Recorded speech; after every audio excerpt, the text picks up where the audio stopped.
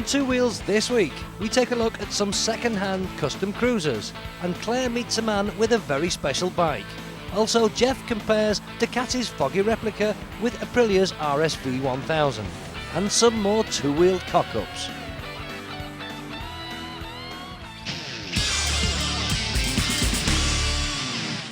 Custom cruisers, a massively popular style of bike, and very popular with people who are just coming into biking, or maybe those who've had a long break from it.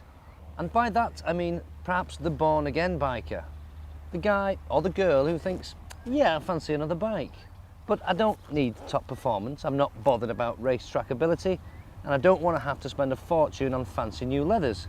I want something that's comfy, easy to ride, looks nice, and something that I can enjoy on nice sunny summer days. Custom cruisers have all of these qualities, which is why they're so popular, and it's why the marketplace is now full of them. Everything from little fancy 125s to the big monster 1400 and even 1500 cc's.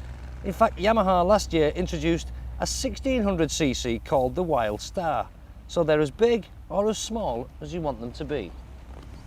One of the most popular is this Yamaha 535 Virago, introduced back in 1994, and it's consistently been one of the best-selling customs.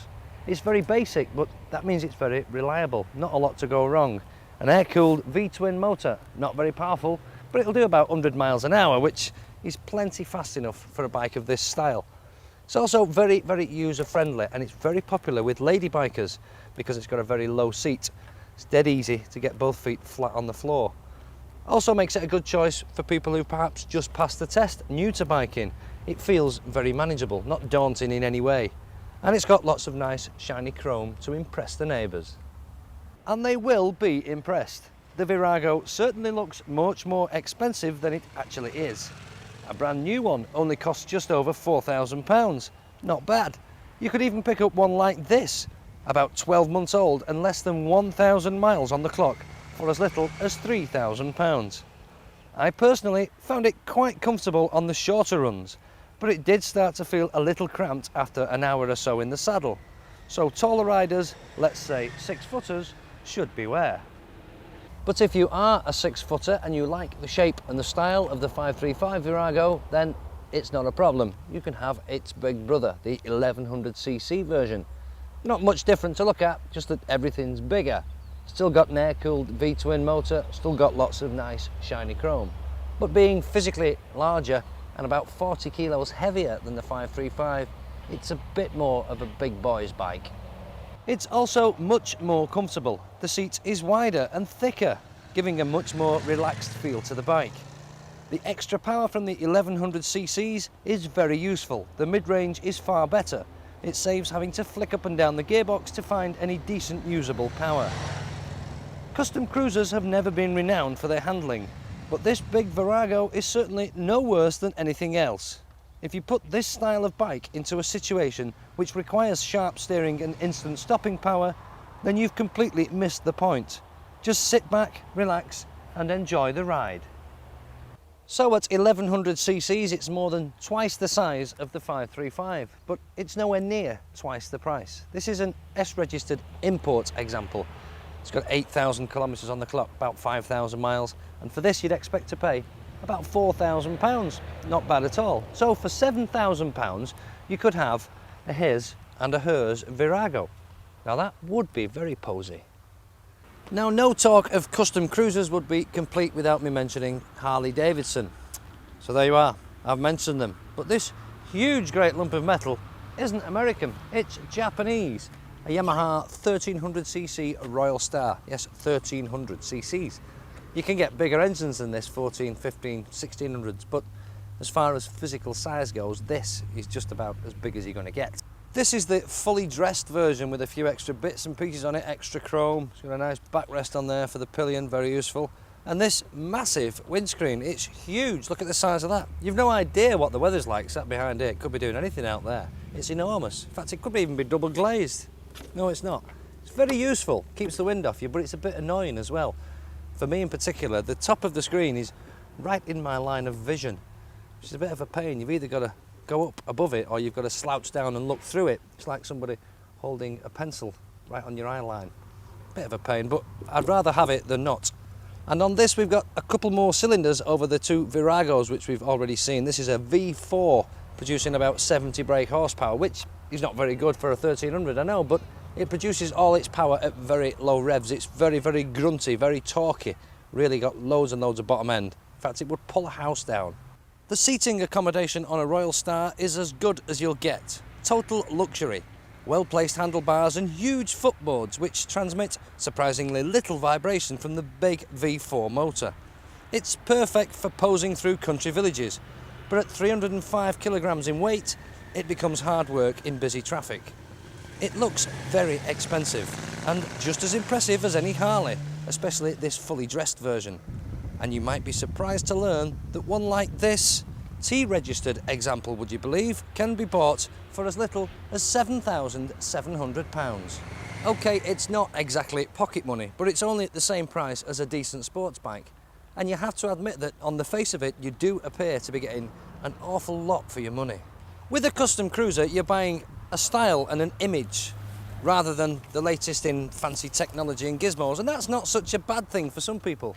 This and the two Viragos are all shaft drive as opposed to chain or belt, so that bit's virtually maintenance free.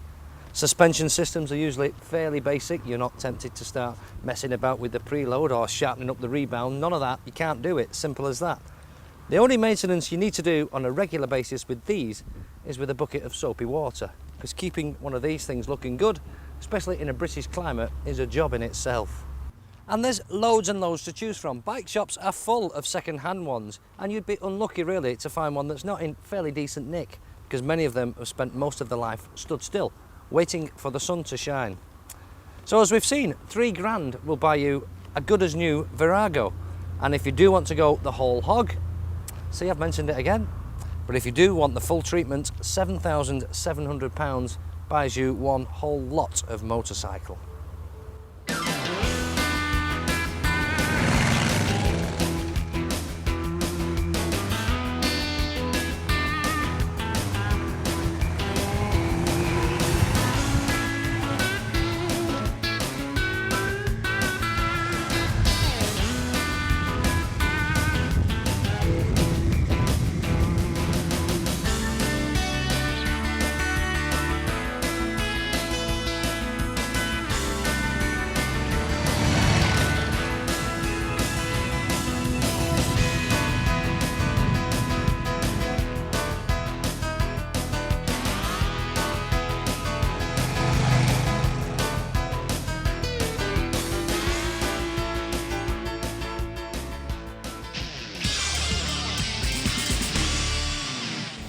Well, if you don't want to spend thousands of hours working in your garage, you still can have a unique machine just like this one. Chris, where did you find this magnificent bike?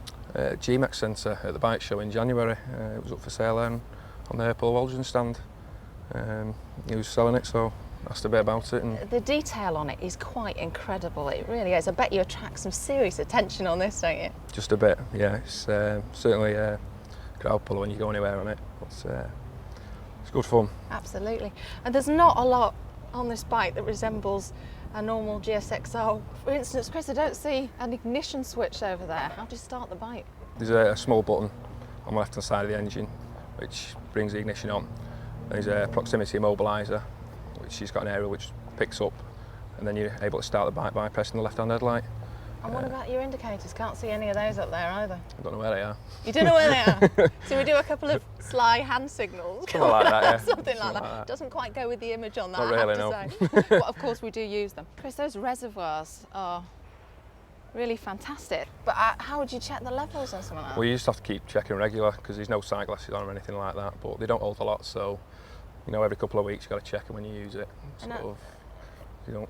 There's not going to be a manual that comes with a bike like this, and you know there's going to be a lot of checking and things you have to do. Yeah. So how did you remember it all, and how did you learn it all? Well, you remember so much, but after a bit, you sort of, if something goes wrong or you have to check something, you usually find your way around it, and if not, phone Paul up and absolutely phone the guy who did it in the first place. And what about the engine? Is that a? Yeah, it's a 1100k motor with it's had some work done on the cylinder head. And it's got 750 carbs on it with a stage 3 Dynajet. But pretty much other than that, it's quite a standard engine. And on a bike like this, For usability, you don't really want to do too much tuning to the engine because you can't go too quick on it anyway. There is no fairing, and I don't think you want to on a bike like this. You know, How does a bike like this handle? pretty well.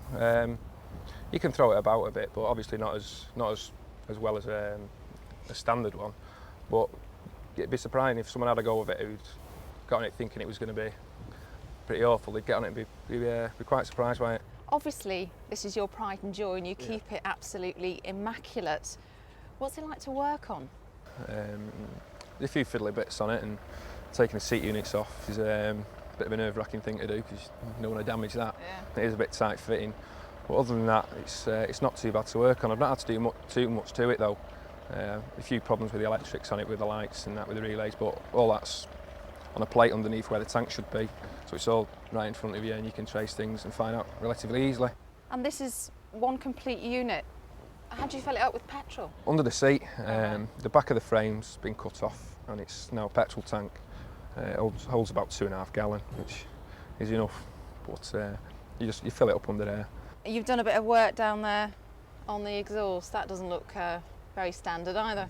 No, when I got it, it was blowing from down the bottom where they join up, and it had been tack welded. We were told it in place or something.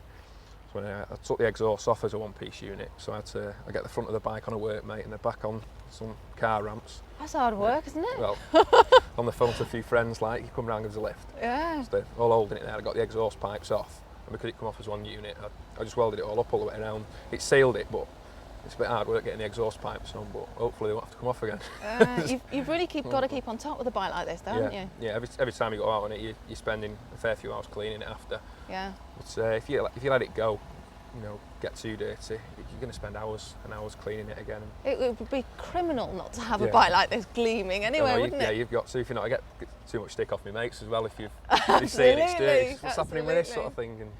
Now, is this the kind of thing that's just for show, or do you actually use it every day?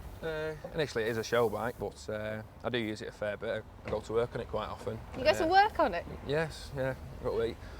It's a sunny day or something like that, especially in the summer. It gets used quite a lot.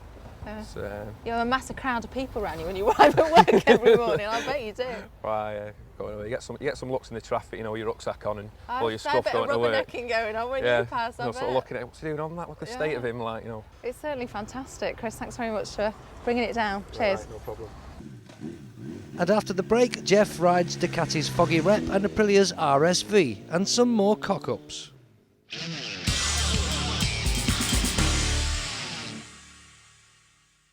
Not another Ducati, you're thinking?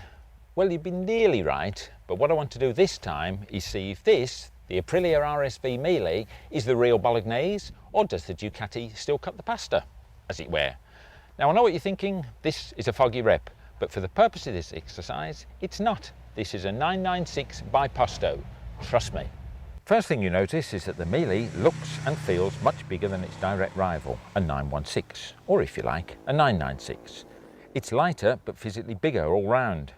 Next thing you'll notice as you fire it up is a very non-Ducati engine beat. And the next thing you'll notice is hedgerows passing at a ridiculous rate of knots. Yes, this is a serious contender in the top V twin stakes, but it's very different to the Ducatis, the Honda Firestorm and the TL1000 Suzukis, because it's got an engine with a 60-degree V, whereas the others are all at 90 degrees. Why? Well, because a 60-degree engine makes it more compact. If you look on that V there, that's about 60 degrees, which is what the cylinders are like on this, whereas a Ducati is 90 degrees, which makes the engine far longer. What they've been able to do then is shift the engine further forward to get more weight up the front end. But not only that, they've also dry sumped it to get it lower, because a 60-degree engine makes the engine higher. Also, a 60-degree engine isn't as smooth as a 90 degrees, not inherently as smooth, so they've had to put balancer shafts in, one in the crankcase, one up on the back of the rear cylinder head. So was it all worth it? Well, it certainly works. It revs freely and builds quickly, more like a 4 than a twin, except that it's still got bags of that engine braking typical of a big twin. The delivery isn't as explosive as a 996 Duke, but it's still a very, very fast burn. It feels more vibey than the Duke too, not rough or intrusive, but still there. Handling and road holding wise though, it's a beaut. I've never ridden a bike that feels this big but behaves so well. It really feels light, It seems to carry hardly any inertia into corners, and the steering so neutral and the suspension so forgiving that riding it is a dream. The Ducati, on the other hand, lets you know it's a racer on the road. Not because it's a foggy, but because a 996 does everything you want it to, but you do have to have an input. The suspension too is very much for a smooth circuit. Britain's byways are not its forte. Now, comparing these two side by side, the Aprilia looks a monster compared with this. Look how tiny it looks. This impression is given for a start off by the handlebars. They're 50mm wider across, which is quite a lot, and you can actually feel that difference. The seat height, this is for tall riders really, 825mm high, Ducati 790. Weight-wise though, it's the Aprilia that's much lighter than Duke, 189 kilos, 200 kilos, quite a difference. But if you look from the back of the bike, you can actually see how much slimmer the Ducati is, especially this tank tucked in, than the Aprilia. And then come to these seats. And talking about seats, this one is much, much broader than this one. And it's more plush as well. Very skinny little seat there. You see, in the real world that we ride in, the Aprilia is much more civilised and more usable as a road bike. It's got all the performance you could ever need, but it's also got comfort. The seat's bigger, the fairing's bigger, and it's altogether more relaxed. The Ducati, on the other hand, is like a hyperactive kid, all wound up, taut and touchy. So how do you choose? Well, visually there's a hell of a difference. The Ducati is Italian style, perhaps as in the city of Pisa, whereas this is more Italian-American as in pizza, especially these backlights. Studebaker, Flash Gordon mixed together. But mind you, there are some nice touches. This swinging arm, which you can see actually better from the other side, is a beautiful piece of work of art. All fabricated aluminium, absolutely sculpted, chain running through. It really looks neat. But what about this silencer? It's like an industrial can of spaghetti. It's absolutely enormous. Now, the instruments are very clever. They've got everything on there that you could possibly want with a digital display. You've even got a lap timer on the thing, and it also indicates your recorded top speed. Also on the other side, there's a temperature gauge there, there's a clock. You've also got a lap speed indicator, you've got your top speed indicated, trip mileage and all the rest of it, even a digital rev counter in the middle. But I must say the designer must have had an off day. These weren't designed, I think they just happened. Now when you look at the Duke, although it's been around for 5 years now, it at least looks as though all of these things were thought about, from the headlights, through the instruments, to that beautiful exhaust system. What a dilemma.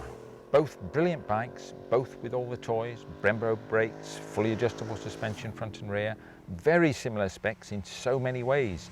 It's all down to you. For me, it's simply down to lust, and for that it's got to be the Duke. Impractical, temperamental, excitable, isn't that the very essence of being Italian? On the other hand, if you're more practical, you could save yourself £2 on a 996 by Posto at 11,750 and have a very satisfying Mille for 9,699.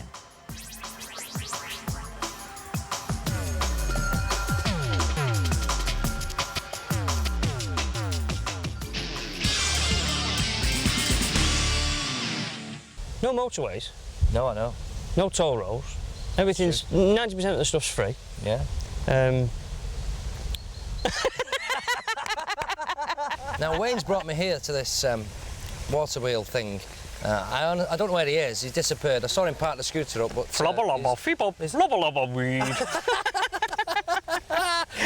Where have you been? Hello, Paul. Are you all right? Carl, it's easy to forget, isn't it? But I'm sure you won't. The 97 season, you've had your... Freaking hell. Sitting here, nice and relaxed, it's easy to forget that Carl had a few problems last year. So don't know what you're laughing at. Oh, for God's sake. Do you like practical jokes? No, not really. I don't really laugh at freaking hell, you're jokes. supposed to say yes or no, because we can say that's what we're laughing about. Someone tells a joke, I'd never laugh. Yeah, you don't? Not really, no. Right. What are you laughing for? I don't know, I have no idea.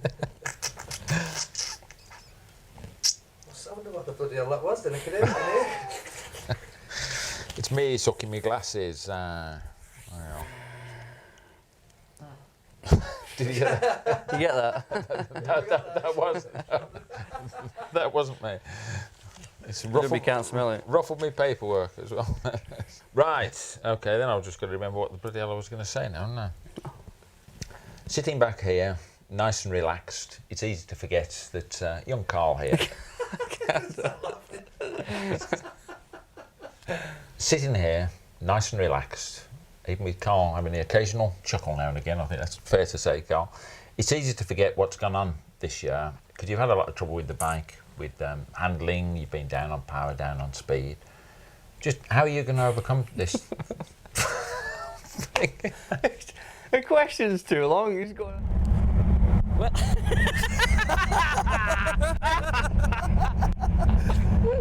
Right, stop laughing now. Cheers, mate. Made to measure. You always surprise me. Nee, nee, nee, nee, nee, nee, nee.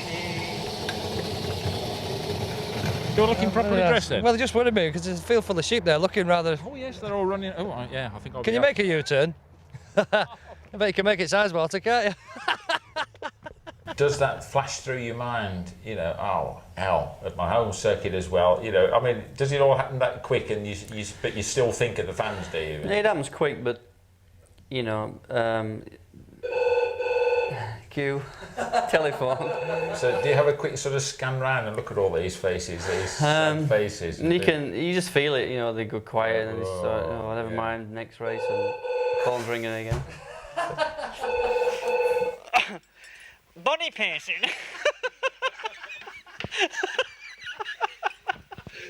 Body piercing is a new trend.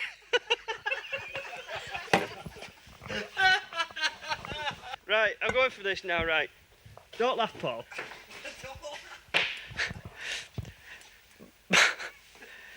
Body piercing.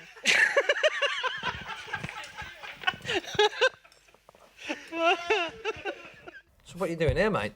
Oh, that's keep the chair still. Right. Right, go on. And on Two Wheels next week, a chance to admire some of the world's finest specials as we look back to this year's top custom event, the Rock and Blues Custom Show in Derbyshire.